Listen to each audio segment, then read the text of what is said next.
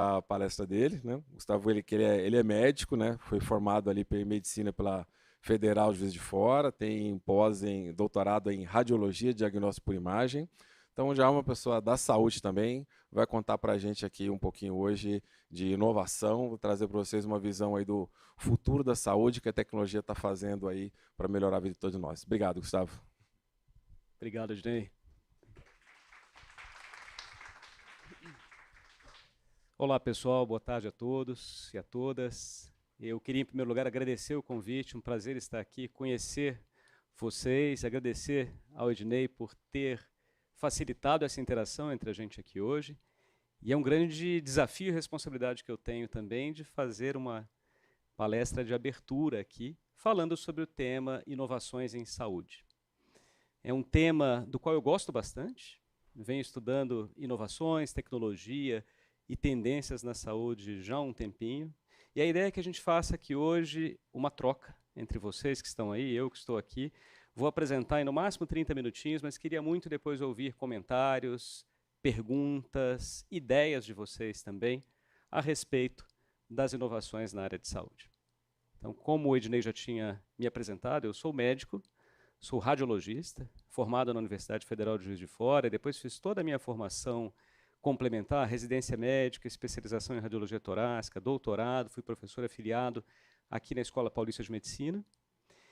Terminei meu doutorado, fiz um pós-doutorado no Memorial Sloan Kettering, em Nova York, e voltei para o Brasil, trabalhei quase 20 anos no Grupo Fleury, e agora trabalho num outro grande grupo de medicina diagnóstica chamado Aliança Saúde, e sou o CEO de uma das empresas do grupo, IDR, que é muito focada em tecnologia e inovação em saúde. Eu deixo meu contato aqui, então no site vocês têm acesso ao meu e-mail, telefone, depois se quiserem também fazer mais interações, eu estou à disposição. Tá? Isso aqui, então, um breve currículo. Eu sou também do Conselho Científico da Behringer e da AGFA, ligado à fibrose pulmonar idiopática e ligado à radiologia como um todo. Bem, tendo feito essa apresentação, eu gosto sempre de começar por um slide a respeito de inovação. Então, principalmente na minha área, medicina, saúde, eu ainda vejo um conservadorismo bem grande, e vocês também, como estão na mesma área, devem sentir isso algumas vezes. Puxa, mas para que eu preciso inovar? A gente faz isso tão bem feito já há tanto tempo.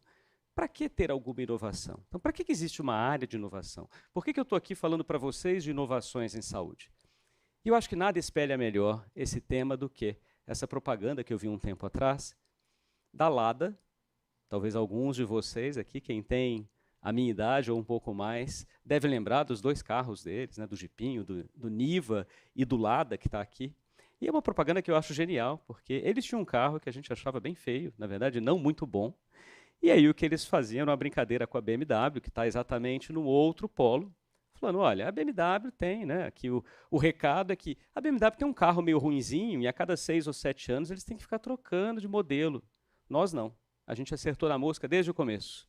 E é por isso que a Lada é perfeita desde a largada. Então, brincadeiras à parte, inclusive deles, né, nós não queremos ser uma Lada, mas sim uma BMW. Então, por isso que nós temos inovações, para fazer mesmo processos que existam muito bem feitos, de uma forma ainda melhor com o passar do tempo, com o passar dos anos. Na nossa área, saúde, inovações, e aí eu falo aqui do setor de diagnóstico, que é a minha área nativa, mas serve para qualquer outro, setor hospitalar, de tratamento, indústria farmacêutica. Nós sabemos que são indústrias bilionárias, ou às vezes trilionárias, ainda com pouca digitalização. Então, tudo que a gente viu no mercado financeiro, por exemplo, ao longo das últimas décadas, a saúde começa a viver agora de forma intensa, mas ainda tem muito espaço para inovações.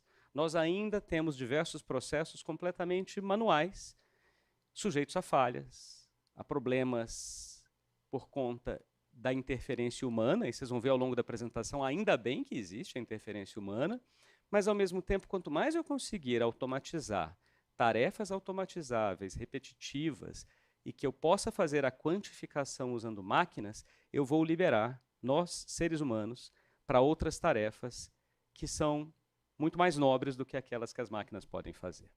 Então, existe um potencial muito grande para inovações. E talvez vocês possam encontrar um ou outro mais conservador que vai dizer, mas, olha, eu sempre atuei, eu sou médica ou médico da área X, E eu uso aqui o meu estetoscópio, o meu consultório, e eu não preciso de mais nada. Está tudo aqui na minha mão. Eu quero ver alguém mudar, e eu gosto desse exemplo, porque eu quero ver alguém mudar o bom e velho estetoscópio que o Laennec inventou faz mais de 200 anos, e ninguém consegue mexer nisso.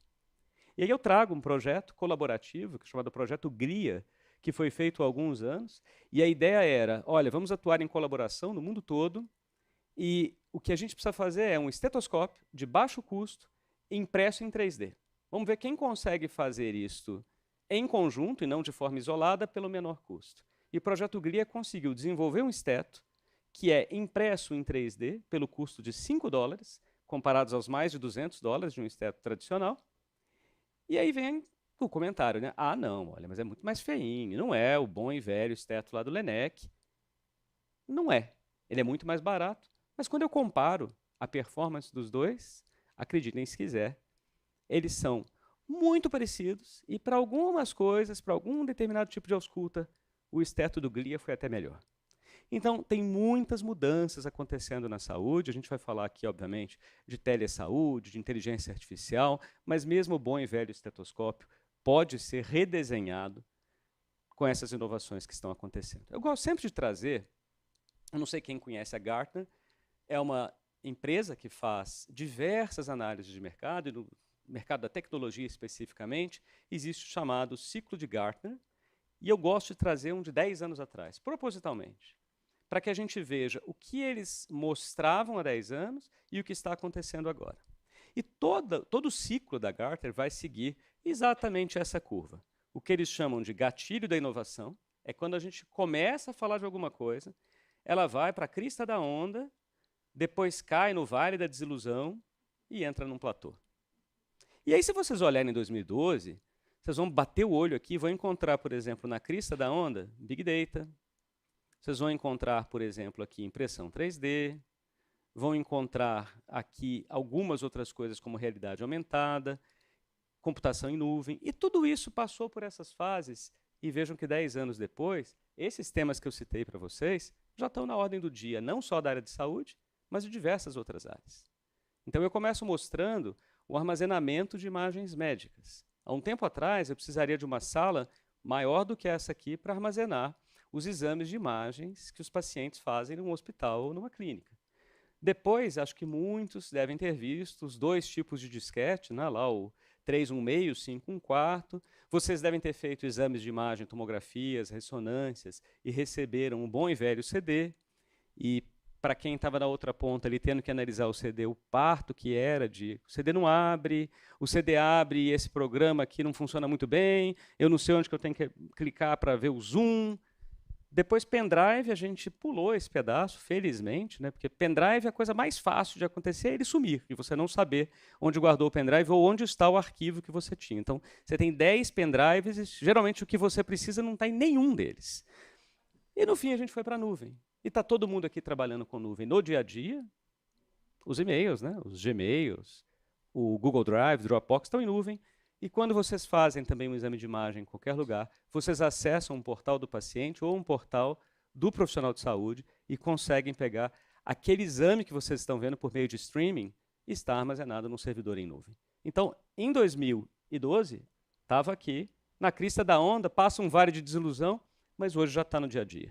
Impressão 3D é a mesma coisa. Eu trago esse exemplo, que é de uma criança pequenininha, foi publicado numa revista super boa, que é a New England Journal of Medicine, e para mostrar que era aqui uma criança de 2 meses, um bebezinho. Não existe prótese para uma criança de 2 meses de traqueia. Então, o que eles fizeram? Moldaram por meio da tomografia e imprimiram em 3D e implementaram na criança. A gente fez bastante isso para costela, a gente faz muito isso para programação pré-cirúrgica também, em pacientes com alguma alteração ortopédica. Então, também impressão 3D já está hoje no dia a dia.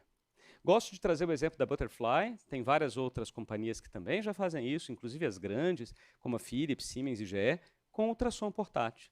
Então, imaginem vocês, estamos aqui no meio da Amazônia, eu tenho esse equipamento que liga no meu celular e eu não só faço exame, como com 5G, isso vai ajudar bastante, eu vou conseguir fazer teleultrassonografia, tem alguém do outro lado me ajudando a fazer o exame da melhor forma possível.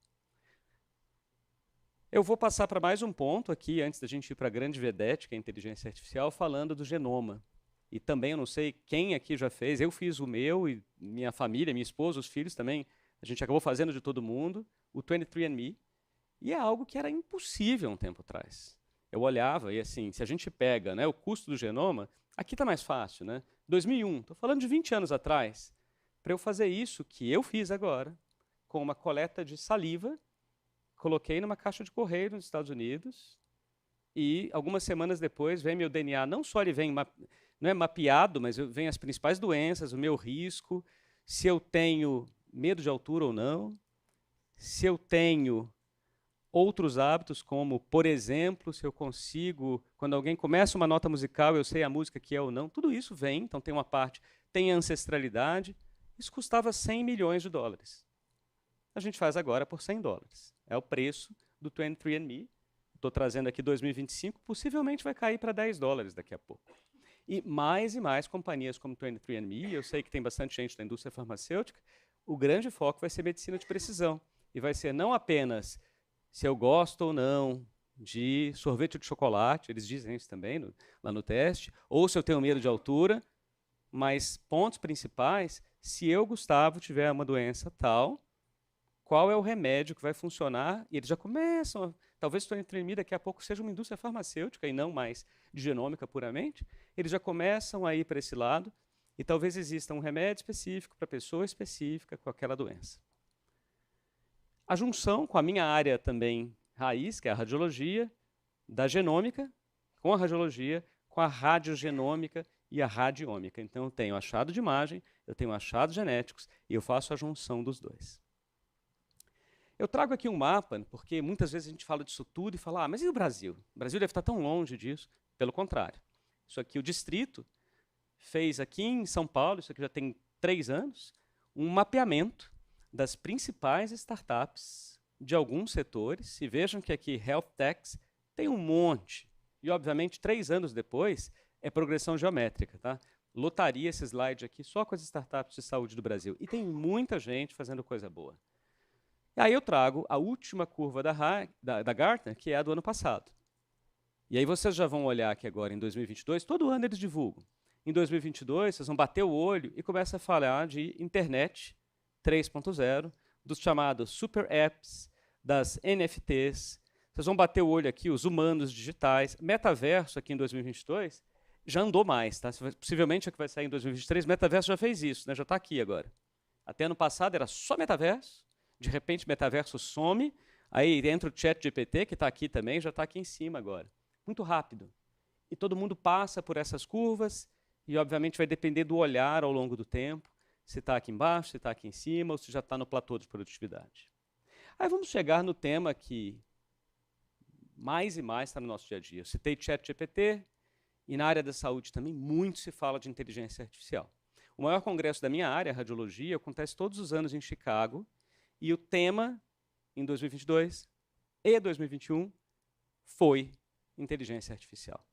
Então, está na crista da onda da radiologia, de diversas outras especialidades médicas e não médicas, e aí começa a vir o famoso, olha, a máquina vai dominar e não vai existir mais enfermeira, não vai existir mais médica, não vai existir mais nutricionista, vai ser tudo na máquina. Eu vejo diversas oportunidades. Eu sou extremamente otimista, embora cauteloso, principalmente nos últimos meses com o ChatGPT. Eu acho que é muito importante regular e regulamentar a inteligência artificial, mas eu vejo diversas oportunidades.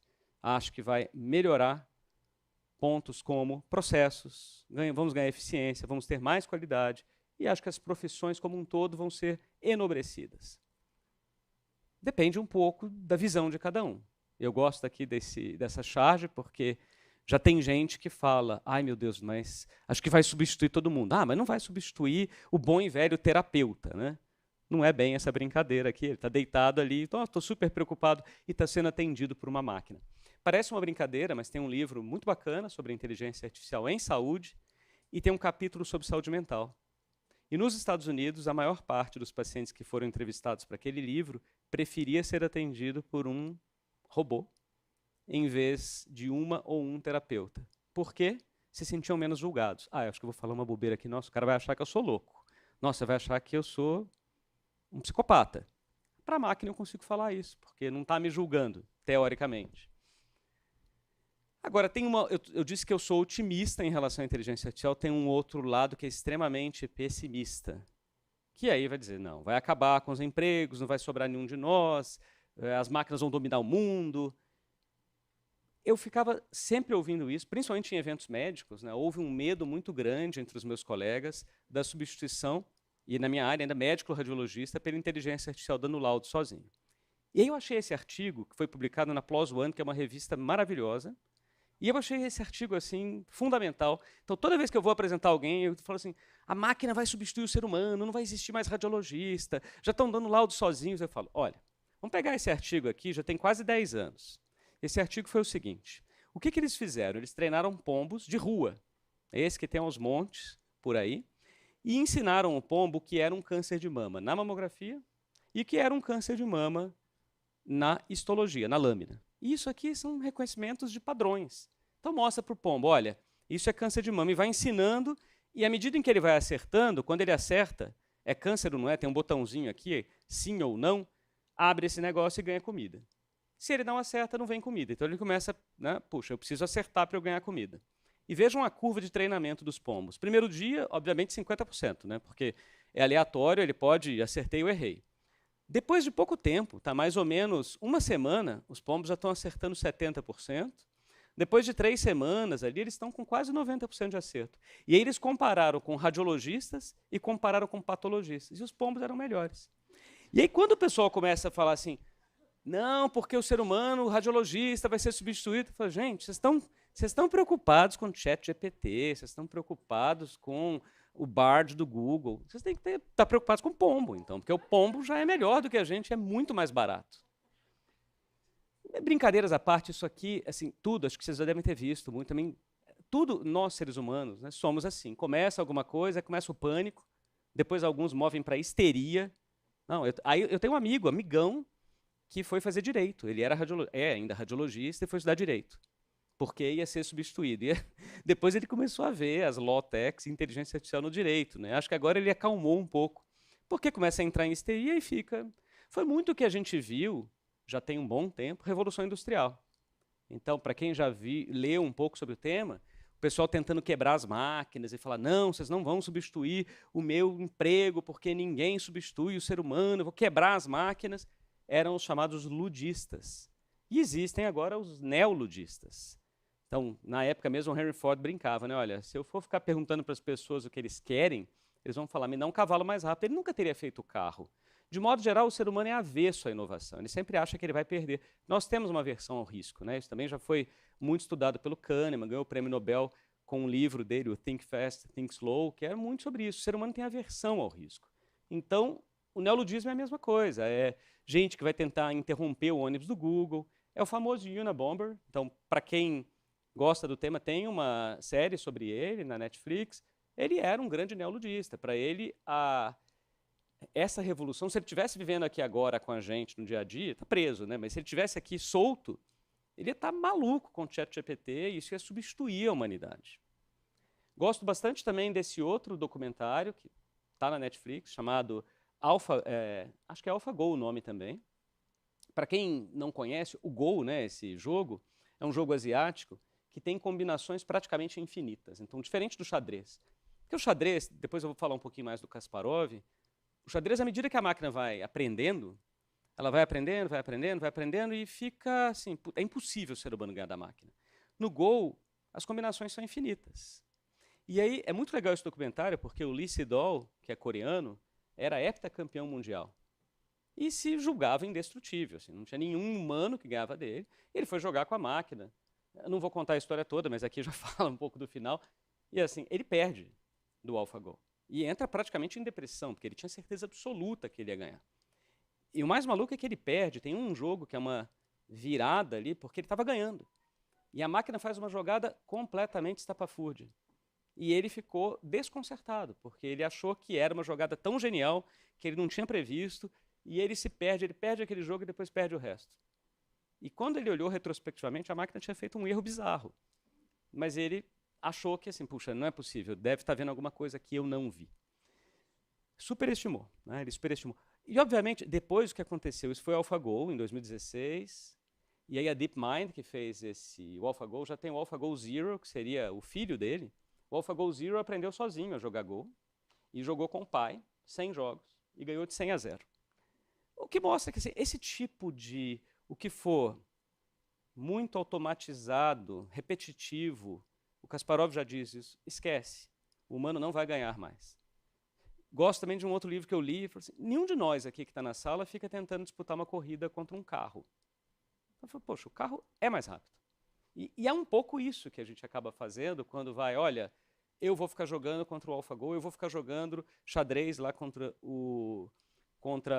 a máquina porque eu vou conseguir ganhar. Não vai.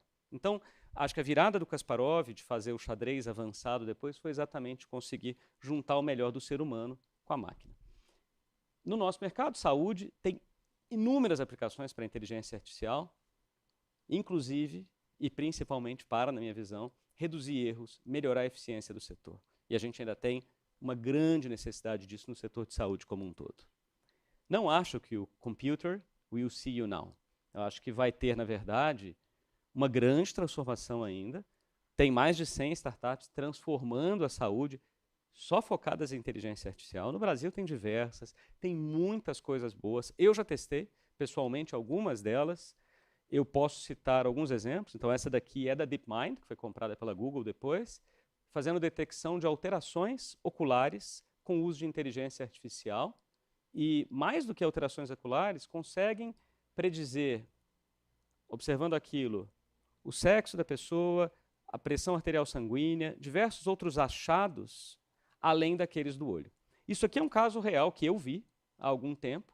Uma mulher jovem, com traço falciforme, fez uma tomografia de tórax e, ponto interessante, fica rodando ali no pano de fundo e detectou uma embolia pulmonar, que é esse pontinho preto aqui na artéria pulmonar. Da detecção até a gente ligar para o médico da paciente, ele falar com a paciente, pedir para ela voltar no consultório de imediato e ela ter o laudo em mãos, passaram-se 20 minutos.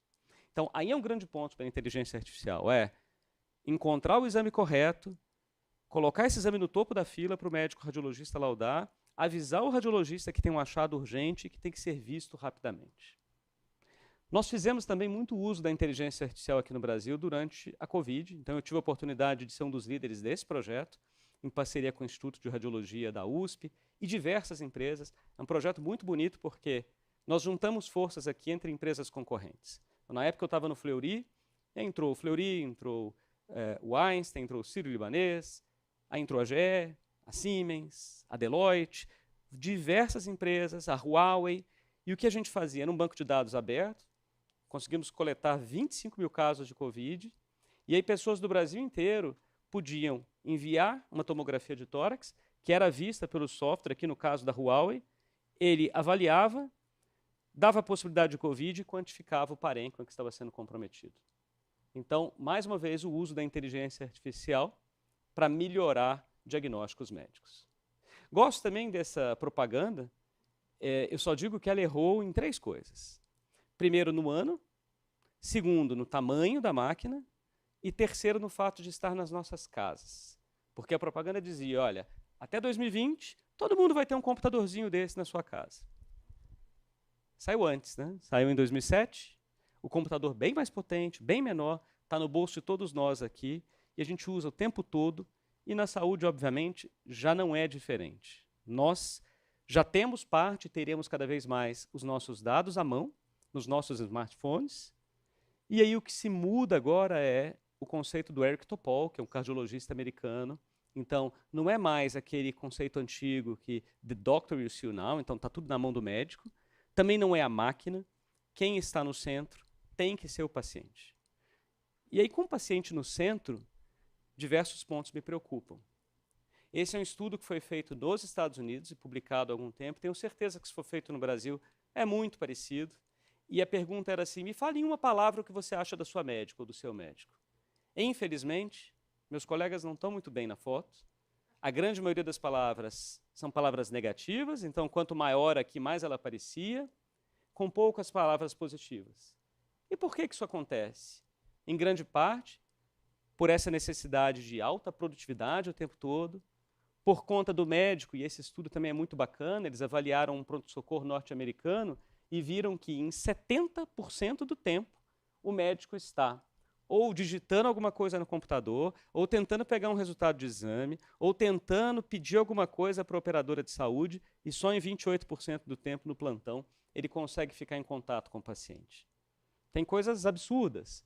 A gente olha e fala, puxa, para um médico num plantão, em média, pedir um simples raio-x de tórax, ele precisa dar 8 cliques do mouse ou no teclado. Então isso tudo vai cansando.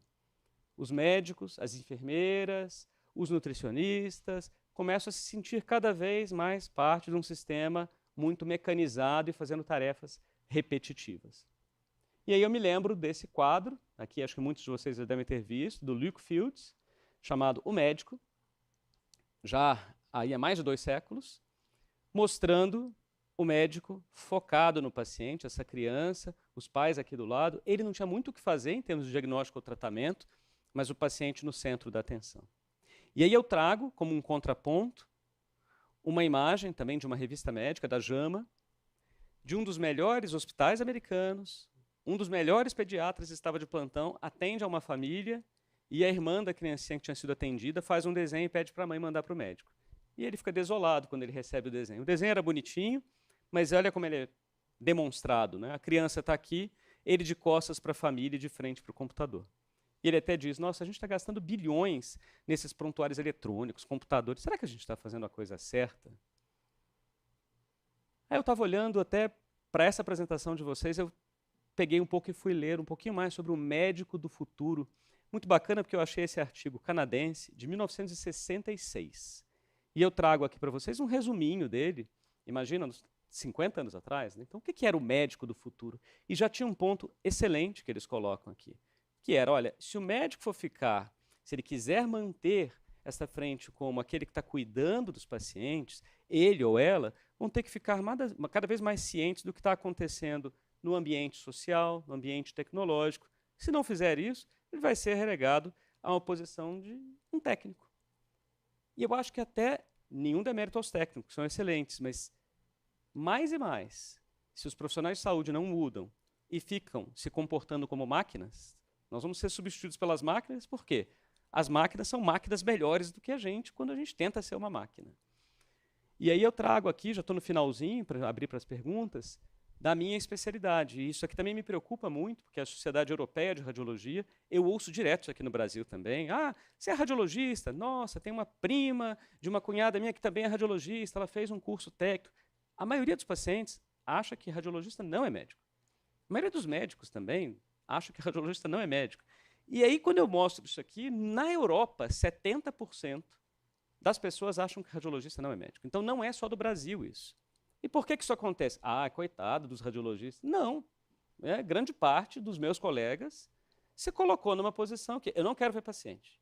Não quero, eu não gosto, eu quero ficar aqui, mando o laudo que eu vou dar um laudo. E aí, quando você faz isso, vamos lembrar do artigo, né? Você está se colocando nessa posição. Só que ficar só dando laudo ali, estou no laudo aqui no ar-condicionado, isso a máquina vai pegar. Não vai demorar muito, e aí para isso eu não vou precisar de médico. Para esse resto, que é a parte humana da coisa, eu preciso que os médicos sejam médicos, e não que se comportem como as máquinas.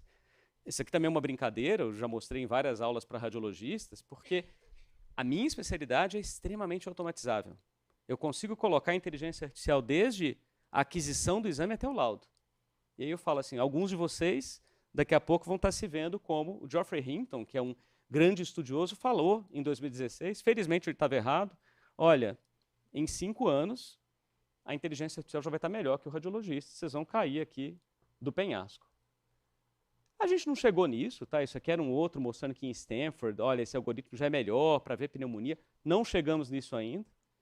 Não precisa também o radiologista ficar se achando assim, né? Nossa, perdi meu emprego e vai sobrar isso aqui para a radiologia.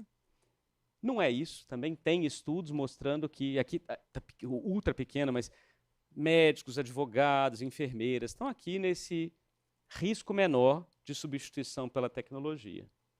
Mas aí eu mostro o Kasparov, que eu tinha citado antes. Né? Ele foi super vivo depois que ele perdeu para o Deep Blue, e lembrar que as primeiras séries de partidas ele ganhou, a IBM teve que pegar a máquina de volta, fazer uma máquina melhor, e aí quando ganha, ele fala, não adianta, gente, ficar jogando o homem contra a máquina.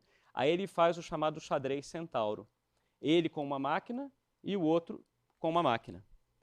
E não ganha o melhor enxadrista, não ganha a melhor máquina. Um dos concursos que ele fez, quem ganhou foram vários jovens enxadristas que nem sabiam jogar direito, mas eles atuaram bem em equipe e usaram a máquina da melhor forma possível.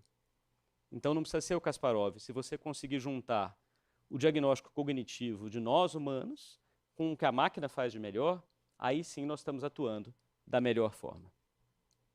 Um outro livro também mostrando o posicionamento que os radiologistas vão tendo e, puxa, eu vou ficando cada vez mais na máquina e vou esquecendo os pacientes, vou esquecendo os outros médicos. Esses são slides desse congresso que eu citei, de Chicago, e aqui vejam que nos Estados Unidos, onde os radiologistas ganham muito bem, praticamente metade estão sofrendo de burnout, só 1 em cada 4 felizes do trabalho, e o que eles sugerem é, olha, fiquem mais próximos dos médicos, dos pacientes, discutam os achados de imagem, informe os pacientes o que eles precisam fazer de exames adicionais. Esse deve ser o papel do médico e da médica do futuro. E aí eu trago essa imagem também que eu vi ontem, eu falei daquele canadense de 1966, isso aqui é uma outra publicação canadense, agora, de março. E o que eles fizeram? Essa não é uma imagem de uma médica real. Eu estava até conversando com o Ney logo antes aqui. Essa é uma imagem gerada pelo Midjourney. E aí eles colocaram, olha, eu quero ver o que é a médica do futuro. E a médica do futuro é essa médica, com máscara, possivelmente aí depois de toda a pandemia e de toda a mudança de conscientização que nós temos, com o estetoscópio, mas juntando com a tecnologia, com uma análise global, não está só ali naquele local, mas está pegando informações do mundo como um todo. Então, a médica do futuro vai ser alguém que consiga juntar tudo isso que apresentamos aqui. Eu fecho com essa frase também do Walter Isaacson, que escreveu algumas biografias, Steve Jobs, Einstein, Benjamin Franklin, e escreveu um livro muito legal chamado Os Inovadores, e eu gostei muito dessa frase dele, dizendo que a inovação vai vir daqueles que consigam juntar as duas coisas. Então, pessoas que ligam a parte humana com a parte quantitativa das máquinas. Então, a beleza, a engenharia, o humanismo, a tecnologia e a poesia com os processadores. Muito obrigado. Eu deixo aqui, então, novamente o meu contato e fico à disposição para dúvidas que vocês tiverem. Obrigado.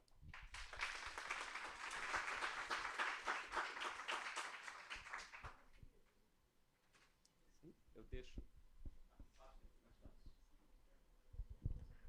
Oi, doutor Gustavo. Meu nome é Luciana Trindade. Eu tenho uma doença degenerativa chamada distrofia muscular. A minha é congênita, com deficiência de colágeno 6. E eu acho incrível todo esse processo, né, da tecnologia, de cada vez mais a gente conseguir avançar na questão do diagnóstico, sempre o médico em conjunto com o processo tecnológico. Mas eu tenho uma dúvida. Como isso é tratado dentro das faculdades? O processo de educação dentro da faculdade, ao meu ver, ainda não alcançou o processo tecnológico. E aí eu queria ouvir um pouquinho da sua opinião sobre isso. Olha, essa é uma excelente pergunta. Eu já recebi algumas perguntas semelhantes em outros fóruns, e eu acho que esse é um tema que deveria estar sendo muito melhor tratado. Até onde eu vejo, não está. E eu vou começar de cima para baixo. Eu não vejo na residência médica uma preocupação, eu vejo muita preocupação com a inovação com a parte tecnológica. O que está saindo de inteligência artificial e tal. Agora, como que... E eu vou falar de profissional de saúde como médico do meu lado aqui, mas imagino que para os outros também. Como que o médico tem que se portar junto a isso?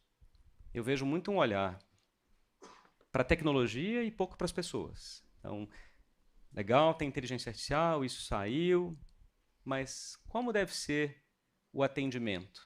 Pergunta básica até, que já me fizeram, eu acho que uma das melhores perguntas foi, Gustavo, legal, você disse que o radiologista não vai ser substituído. O que a gente vai fazer, então, no fim das contas? E falta essa resposta, é o que o radiologista e outros médicos, o que eles vão fazer num mundo em que a inovação consiga dar o laudo sozinho. Precisa ensinar isso. Aí vamos descer um pouco. Faculdade de Medicina. Eu fiz, bem, na minha época, eu acho que em muitas faculdades isso já mudou, e em muitas outras não. Eu fiz 6 anos de faculdade de Medicina, e talvez se eu enxugar ali, isso poderia ter 2 anos ali, eu realmente vi que assim, puxa, isso aqui mudou. Fiquei vendo algumas coisas que quase não me serviram. Era fazer um semestre, fazer a prova, mas o quanto eu aprendi de como tratar bem as pessoas, como gerenciar um consultório, como incorporar inovações na minha prática médica, mesmo conceito de eu tenho inteligência artificial, como é que eu posso fazer uso da inteligência artificial como médico? E aí eu estava também falando com ele, eu tenho 2 filhos de 8 e 6 anos. Na escola deles eu vejo essa preocupação, mas também não acho que seja na educação do Brasil como um todo. Então, como é que está sendo ensinado para as crianças inteligência artificial e como é que está sendo ensinado também o posicionamento dos seres humanos nesse mundo de ChatGPT, em que, se eu não ensino bem, eu mando uma pergunta ali para o ChatGPT e tudo que vier é verdade. A preocupação que existe com isso também, né? Não conseguirmos ter, eu acho que uma palavra é curadoria.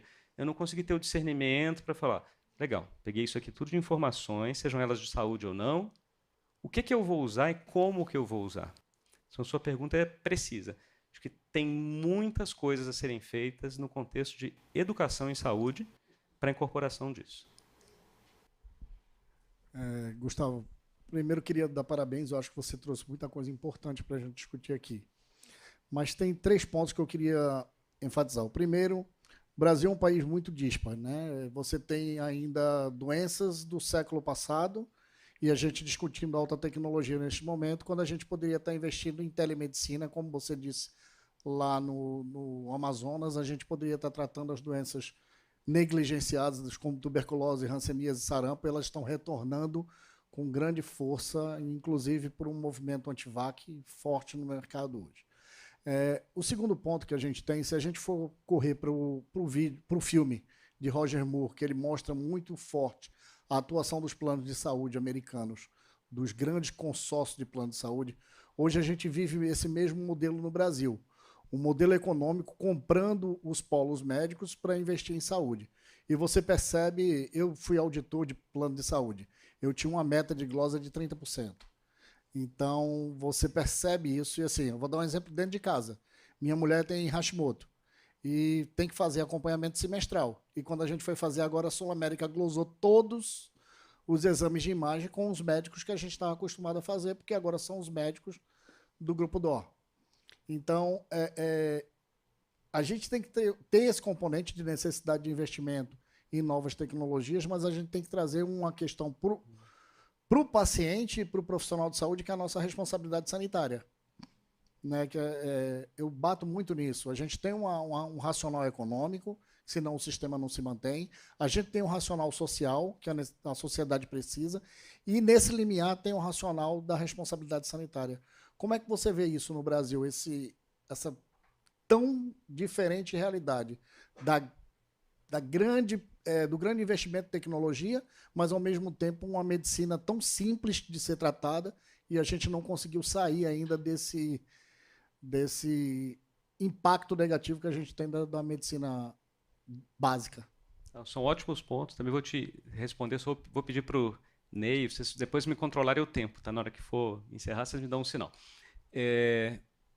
São ótimos pontos que você traz. Vou começar dizendo que não existe, na minha visão, inovação para a saúde do Brasil que não impacte muito o SUS. Se eu estiver fazendo alguma coisa para conversar com os 25% da população que tem plano de saúde, estou fazendo algo errado. Então eu preciso fazer alguma inovação que tenha muito mais impacto aí nesses 170, 180 milhões de brasileiros que não têm acesso a isso que eu estou mostrando aqui. E se eu trouxer inovação também que só agregue custo, como você foi auditor de plano de saúde, sabe isso bem, estou fazendo mais desserviço do que alguma coisa boa. Eu estou no conselho global da AGFA, que é uma indústria de radiologia, está muito ligada a raio-x, e até dei uma sugestão para eles, gente, nós temos aqui membros, então eu represento a América Latina, tem um dos Estados Unidos, tem no Canadá, a gente precisa quebrar as discussões em 2 aqui. Porque se a gente deixar a discussão solta, nós vamos sempre pensar qual que é o melhor aparelho de raio-x, etc. América Latina, Índia, China, A gente tem outra discussão. Eu preciso ter um equipamento de raio-x com inteligência artificial, talvez consiga dar o laudo sozinho para tuberculose. Preciso ter algo. Só que se eu deixar apenas o pensamento de quem já superou isso, nós não vamos conseguir desenvolver nada. Então, eu preciso ter alguma coisa que impacte essa população global, África. Quem vai olhar para eles? Está todo mundo muito mais interessado na melhor sequência de ressonância magnética. A indústria não vai ficar, poxa, eu preciso fazer um raio-x, mas eu vou impactar muito mais gente. Então, precisa ter isso mesmo, porque senão vão ser mais desassistidos, né? Acho que vocês devem conhecer o Harari, que escreveu Sapiens. Ele fala no Homo Deus que um dos grandes riscos da inovação, da inteligência artificial, é criar duas castas. Eu coloco um monte de dinheiro aqui, e aí nós que estamos nessa sala vamos ter acesso a isso, e a gente tem acesso, a gente fica com mais saúde, a gente cria o homem amortal, não é imortal, porque você ainda continua morrendo de tiro, alguns vão até pensar, será que vale a pena morar no Brasil? Né? Porque eu só morro se me derem um tiro ou se o avião cair. Mas, terminando, eu preciso tomar cuidado para não criar duas castas. A gente, que vai viver até 500 anos, e o outro que não teve acesso e que vai morrer de tuberculose, e que ninguém vai olhar.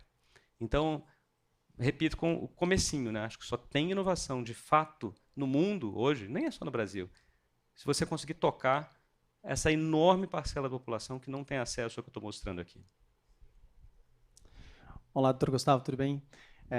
Bom, obrigado pela sua explicação. Acho que eu quero muito costurar entre essas perguntas que já foram feitas. O senhor falou muito bem sobre o momento em que essas tecnologias elas entram em um platô e elas passam também a se tornar parte do nosso cotidiano.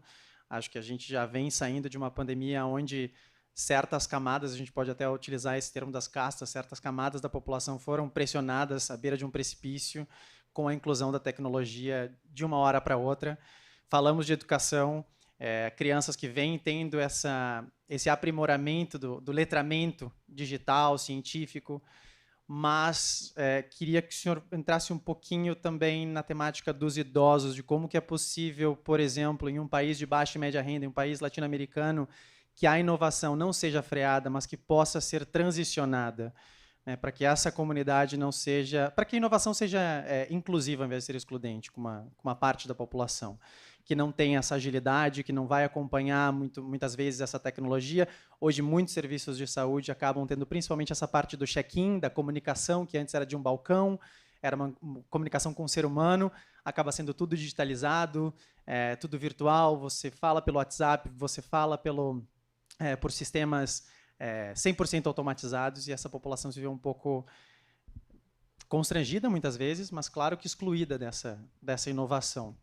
Como é que a gente pode transicionar em um país como o Brasil o processo da inovação? Olha, também um bom ponto. E eu acho, e posso estar até enganado nisso, mas eu acho que o problema maior não é a idade. Acho que é a falta de acesso à informação. Porque nós temos essas pessoas usando muito bem um celular ou um tablet, sem nenhum manual ou sem ninguém ensinar. E eu vejo que se eu tiver softwares também para a saúde de uso fácil, gratuitos ou muito, muito baratos, essas pessoas idosas vão se inserir muito bem. Até algumas operadoras de saúde conseguiram ter muito sucesso durante um tempo, estão agora talvez sofrendo um pouco com isso, porque a população está envelhecendo mais, eles estão ficando mais doentes e eles estão com uma dificuldade, porque o modelo foi feito para... já me falaram uma vez de uma operadora assim, foi feito para tratar sadios, não doentes. Putz, mas meus clientes estão ficando doentes, que por agora é um problema, porque quando eles não tinham nada, estava ótimo o plano. E esse é um ponto, assim, como é que eu consigo também arrumar uma inovação que melhore, assim como os desfavorecidos de dinheiro, que melhore para os mais idosos e que eles não sejam um fardo para o sistema de saúde. Porque, no final das contas, o que a gente tem em cima de saúde é os mais jovens estão pagando a conta dos mais idosos e é assim que a vida vai. Eu vou ficar mais velho depois também, alguém vai pagar a minha conta, mesmo o sistema de previdência. E não pode ser quebrado, né? De falar, puxa, não, eu vou agora desassistir os idosos. Pelo contrário. Acho que volta um pouco para a resposta que eu dei para ele. Eu preciso achar inovações que sejam bem inclusivas para a população de baixa renda, e aí pego junto, que o idoso que tem muito mais dinheiro vai conseguir um plano de saúde muito bom e vai ter aquele cuidado específico. Eu preciso ter inovações de massa, que impactem todo mundo, e não só os 25% que tem plano. Doutor. Posso fazer isso? É porque a gente está com o tempo já, a gente começou um pouco atrasado, mas o Gustavo é um cara super acessível. Vou te Mas passar. eu acho que era uma coisa bacana da gente falar sobre vínculo, né? Eu que sei. Ele trouxe aqui. Tem muitas coisas bacanas que a gente vai precisar falar aqui hoje, a gente precisa tentar segurar o tempo. Peço desculpas, tá bom? Gustavo, muito obrigado, tá joia? Pessoal, palmas para ele. E o Gustavo, no site dele tem ali os contatos dele, gente. Adicione o Gustavo, continua essa conversa com ele nas redes, uma pessoa super acessível. Obrigado. Vamos chamar agora a próxima palestrante.